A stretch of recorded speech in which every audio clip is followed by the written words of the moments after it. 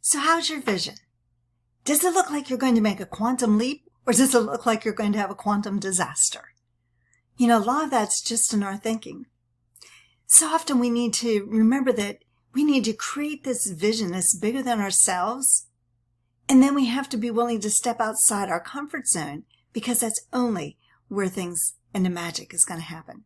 My name's Patricia Stepp with Your Dream Power, and I want you to realize that if you're feeling like you're headed towards a quantum disaster, it's not your fault. It's not your fault at all. You see, your brain's been programmed. In fact, scientists will tell us that 95%, sometimes they'll say up to 97% of everything we do in a day is habitual. Well, if it's habitual, we're not really thinking about it. We're just going through the routine. Now, you might say, well, that's not true. I'm thinking all the time. You're thinking surface thoughts. You're not thinking deep thoughts. Deep thoughts are really difficult to sustain. In fact, they'd exhaust you in a day if you really had a lot of deep thinking. So the habits that we have in that habitual thinking just makes our life so much easier. So if 95% of our day is habitual, the other 5% of our day is chasing things. Chasing that shiny object, chasing from one thing to another, to another, to another, which is really confusing. And if we have a sliver of a more calming brain, that thinking part, that's all we got. So we have to learn to reverse that. We need to tame that chasing side of our brain, that 5%, and boost that sage part of our brain so that we're actually spending time every day thinking about what we really want, thinking about the goals that we have, thinking about what that looks like.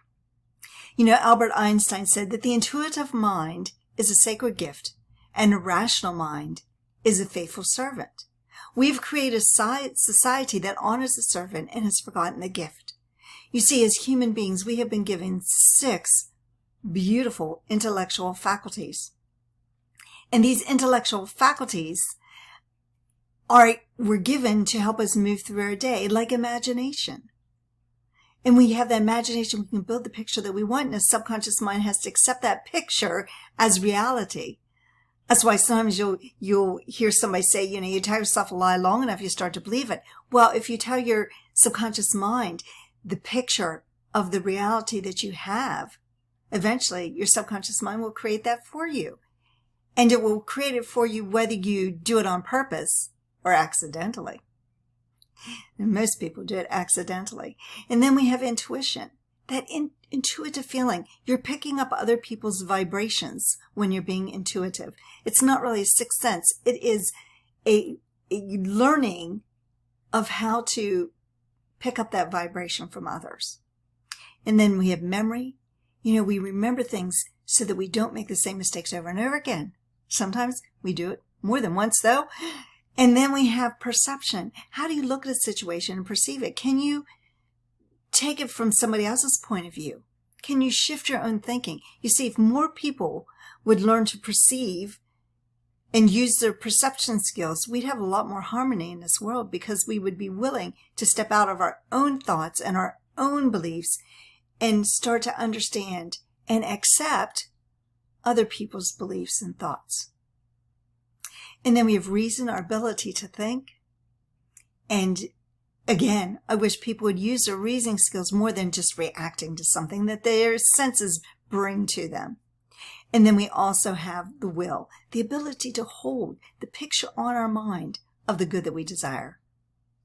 So as long as we allow our paradigms or our habitual thinking to control our lives, which it can control up to 97% of our lives, as long as we allow that to happen, nothing's going to change.